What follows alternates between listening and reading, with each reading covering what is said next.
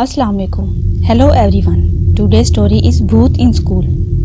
رامپور کے ایک چھوٹے سے قصبے میں ایک پرانی عمارت تھی. یہ بلڈنگ اب کافی خستہ حال تھی اور اس کے آس پاس کافی جھاڑیاں بھی تھیں، جسے بلیک تھورن اکیڈمی کے نام سے جانا جاتا تھا. کبھی ہلچل مچا دینے والی اور بچوں کے سیکھنے کی جگہ اب بالکل ویران پڑی تھی. بلڈنگ کے حالوں پر خاموشی چھائی ہوئی تھی. اب لوگ اس جگہ کے بارے میں عجیب و غریب باتیں کرتے تھے اور کچھ لوگ تو اسے بھوتیا بھی کہتے تھے.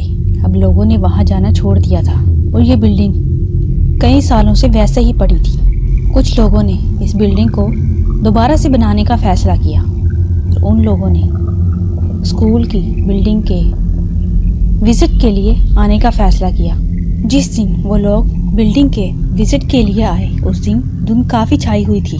جب وہ اسکول کے دروازے پر پہنچے، گھبراہٹ کے ساتھ وہ لوگ اسکول میں داخل ہوئے. کچھ لوگوں نے اسکول کے بارے میں عجیب و غریب کہانیاں بھی سن رکھی تھیں. جب وہ آئے تو تھوڑے ڈرے بھی ہوئے تھے. اندر کی ہوا کافی بھاری سی تھی.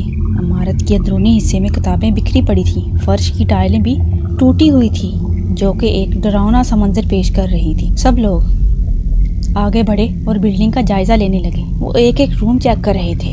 اچانک ماحول کشیدہ ہو گیا. لڑکوں نے ہلکی سی سرگوشی سنی. وہ سب ایک دم سے گھبرا گئے اور ایک دوسرے کی طرف دیکھنے لگے تھے.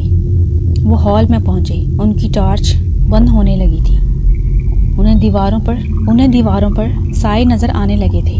وہ ایک کلاس روم میں پہنچے جہاں ہر طرف میزیں بکھری پڑی تھیں جو دھول مٹی سے بھری ہوئی تھی. وہ ہر کمرے کا اچھے سے جائزہ لے رہے تھے.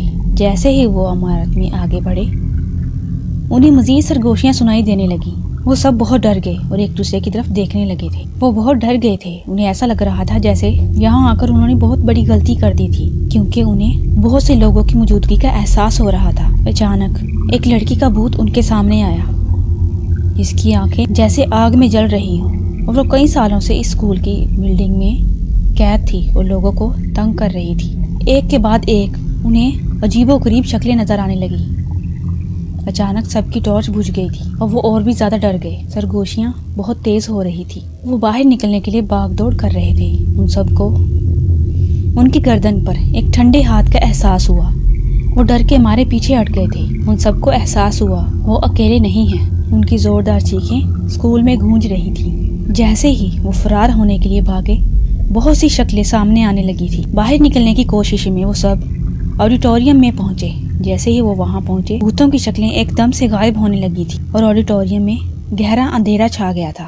اس گھٹن بھرے اندھیرے میں انہیں اپنے گلے میں ایک گرفت محسوس ہوئی کہ کوئی ان کے گلے کو دبا رہا ہو.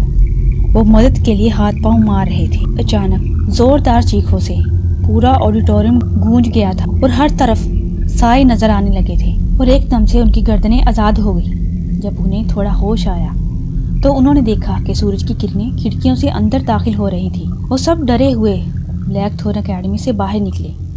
انہوں نے اسکول کو پھر سے بنانے کا ارادہ ترک کر دیا تھا. اس طرح اسکول میں بھوت کی کہانی مزید سنجیدگی اختیار کر گئی تھی اور لوگوں نے وہاں آنا بالکل چھوڑ دیا تھا. اگر آپ کو میری اسٹوری اچھی لگے تو میرے چینل کو ضرور سبسکرائب کیجیے گا. بہت شکریہ.